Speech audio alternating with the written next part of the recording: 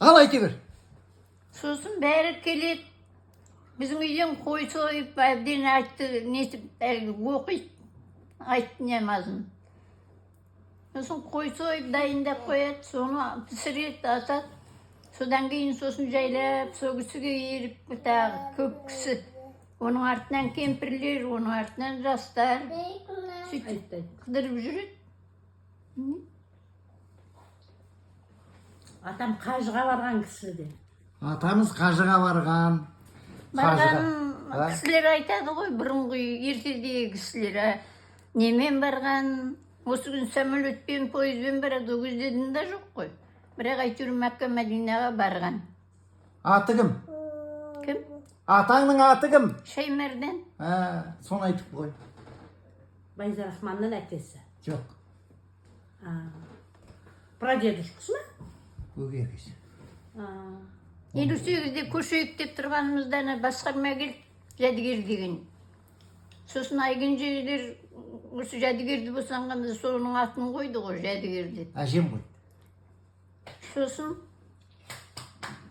сол көшірмейді, ертең тек бәрін аннан Ақтөбеден күтіп алатын қылам мәшина. Бәрін өзім көшіріп, Шымкенттен мінгізем деп басқарма. Сосын атам көнді. Одан кейін ноябрьде 9 күн ауырды да қайтты. Сол кісі апарып 14-ші отделение деген бар. Сонда апарып биік жер, сол жақсы деп сонда апарып қойды. Сосын дегеніне жетті, апрельде бізді әкеліп Шымкенттен мінгізіп, сосын міне жаққа хабарлап қойған өзі.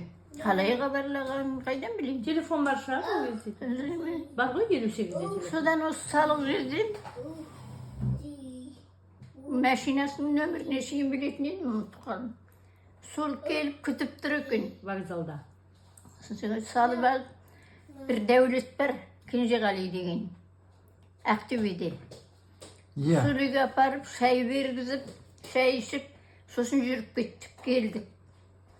Келгесін Ахат марқұм әйелдерінің бәрін былай шығарып, төргі бөлмені бізге дайындап қойды. Үйінің төргі бөлмесін.